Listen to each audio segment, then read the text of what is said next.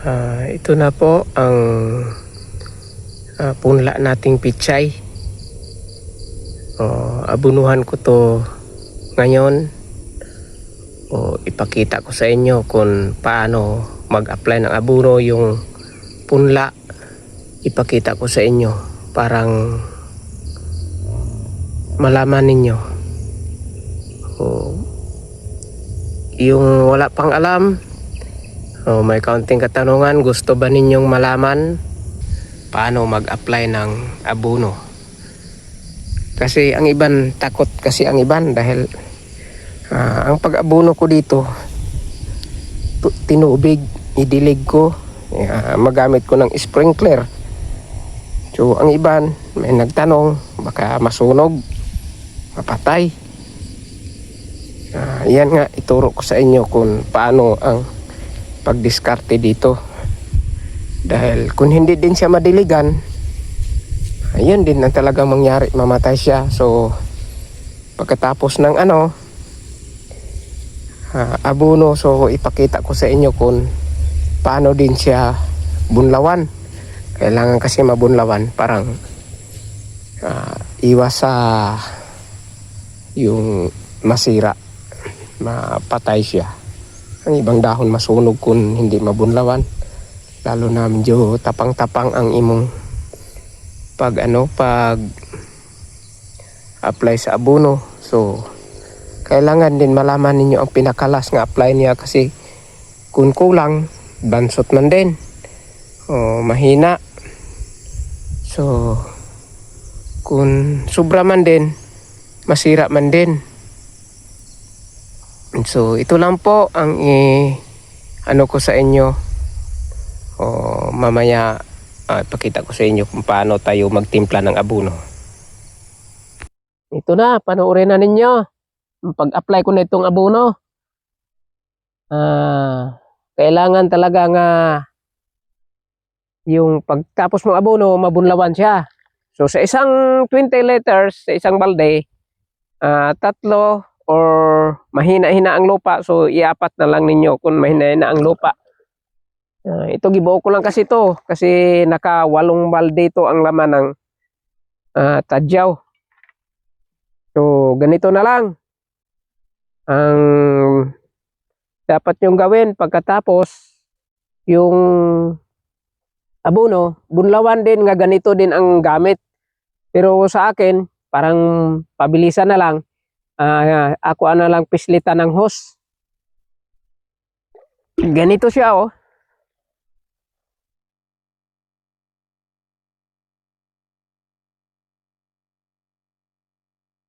So hindi to siya masisira dahil bunlawan siya ulit ng tubig.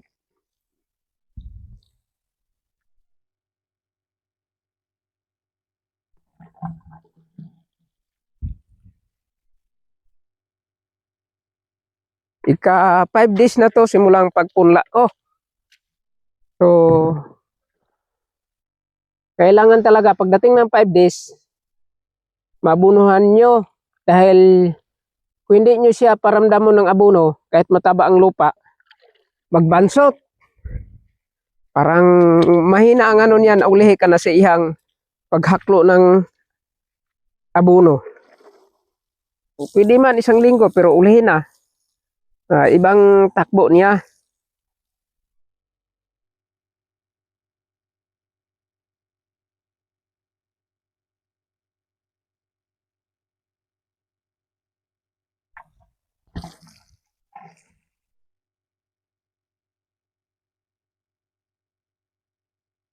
Yung nakapanood, paki-follow lang, share, parang malaman din nila yung hindi naka-alam. So yung marunong na, so paki-share man kung anong masabi nyo, kung okay ba. Buksan ang gate valve, parang pakita ko na sa inyo kung nabuksan ko na ang gate valve. Yun, malakas na.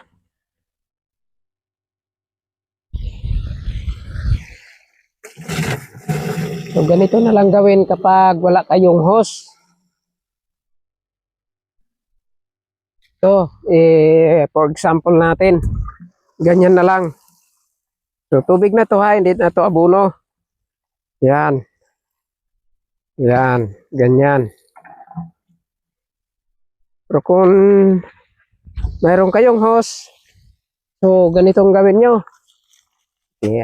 Tanggalin muna natin to.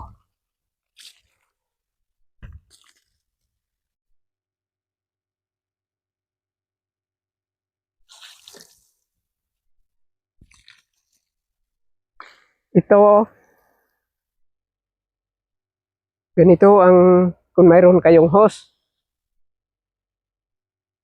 Ang pagbunlaw. Kailangan mabasa talaga natin parang hindi siya masunog. So itong tubig galing to doon sa taas sa tangke ko. O napanood naman yata ninyo ang tangke ko.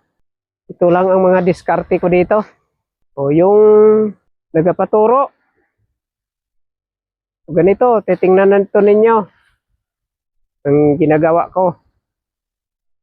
Kasi kung i-actual ko sa inyo, sa bahay nyo, sinabi ko dati, puntahan kong area nyo, pero ito, gipit-gipit na ko sa panahon. So, ganito na lang, ipanoorin na lang ninyo ng maigi. Parang malaman talaga ninyo kung ano ang dapat gawin. So, naumpisahan ko naman sa pagpunla, pagplat. So, panoorin lang ninyo. Kung nagustuhan nyo, so, paki-comment lang, i-share sa mga iban nga hindi nakapanood. Okay ba tong ginawa ko para sa inyo, mga kagulay? So, ganito lang ang paraan. Wala pang alam sa pagpunla ng ano, at marami kasing nagtanong sa akin.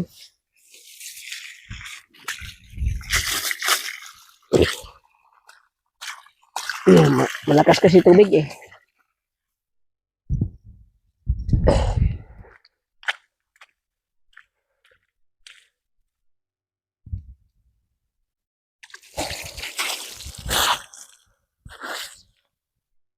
Kailangan talaga natin mabunlawan kasi sayang punla natin kung hindi mabunlawan.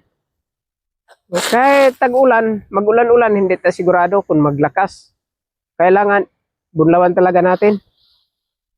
Ganyan gigawa ko kahit may ulan. Kawas lag malakas nga ulan kay hindi ko nagabunlaw. Shout out pala sa taga Maasin, Aborlan. Ito na, panoorin ninyo yung request nyo sa akin. Kung paano, sana na nakuha ninyong mga technique.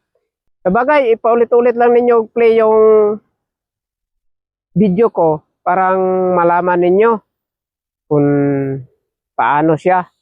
Ito nagsyawiran ko dahil bagong abono to. Sa mga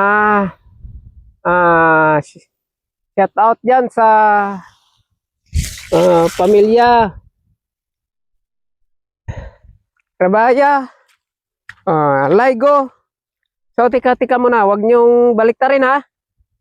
Mamaya baliktarin nyo ang Laigo. Joke lang sa akin ha. Joke punta kaunti kasi ako lang isa dito. Kalungkot man. Okay itong ginawa ko. Para sa inyo. Yung nag-request ha. Maraming salamat pala sa pagpanood nyo sa akin. Ilipat natin sa kabila.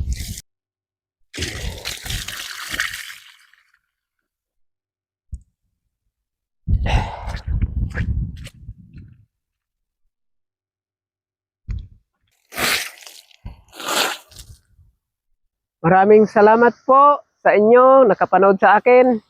Nagustuhan ba ninyo itong akong pakita sa inyo? Ito na lang ang iano ko sa inyo, mga kagulay. In other words, To all my friends, and very thank you